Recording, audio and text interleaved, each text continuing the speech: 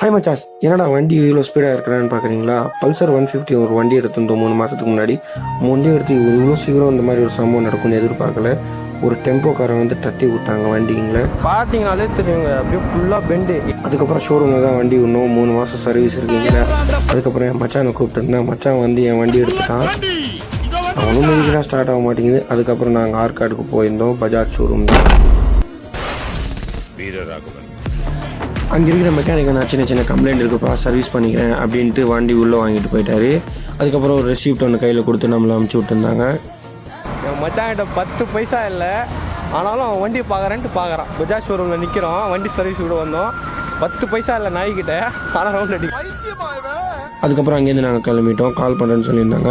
3 hours later. அதுக்கப்புறம் கால் பண்ணாங்க. செம்ம ஜாலியாக வைப் பண்ணிட்டு போய் வண்டியை பார்த்தோம். சூப்பராக இருந்துச்சுங்க. அதுக்கப்புறம் ஓட்டிப்பு எடுத்து அங்கேருந்து கிளம்பிட்டோம். பாய். Follow and subscribe.